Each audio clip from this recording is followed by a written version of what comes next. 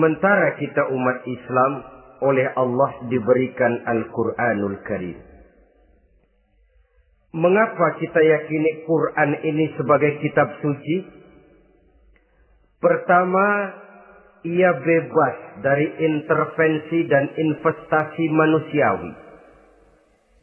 Ia sepenuhnya, baik isi maupun redaksi, adalah produk dari Allah Subhanahu wa Ta'ala. Kita yakini Quran kitab suci karena sampai hari ini belum ada seorang pun yang sanggup membuat seperti itu. Suatu kitab hanya dinamakan suci kalau dia bersih dari investasi dan intervensi manusia.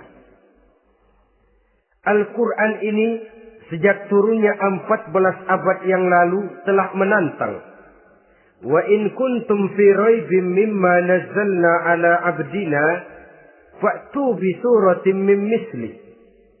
Apabila kamu ragu-ragu terhadap kebenaran Quran yang kami turunkan kepada hamba kami Muhammad, atau kamu menyangka Quran itu cuma bikinan Muhammad saja, cobalah kamu buat satu surah saja semacam Al-Quran.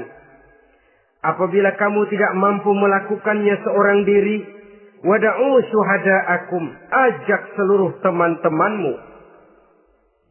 Sejak tantangan ini turun 14 abad yang lalu, sampai hari ini, tidak seorang pun yang sanggup membuat satu surah saja semacam Al-Quranul Karim.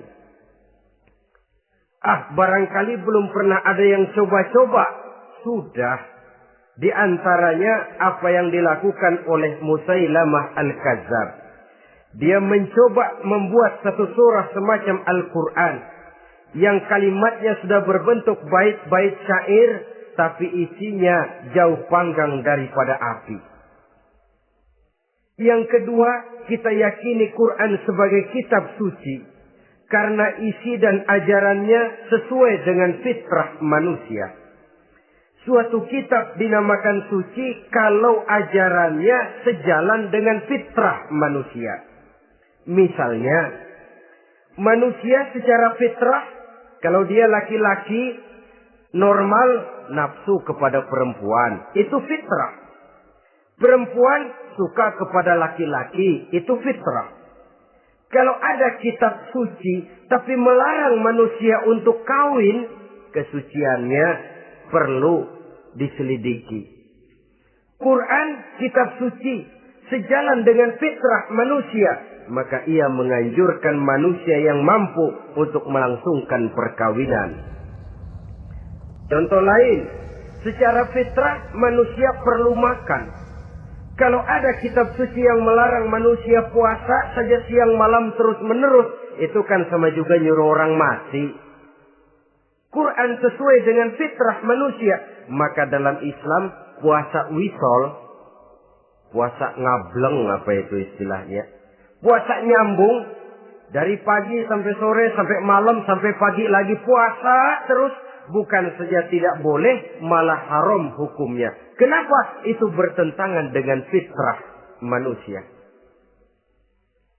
Yang ketiga, kita yakini Quran sebagai kitab suci karena isinya tidak kontroversial. Isinya tidak saling bertentangan satu sama lain. Di ayat manapun Quran mengajarkan Allah itu esa. Satu kali dia berkata haram, dia akan tetap berkata haram.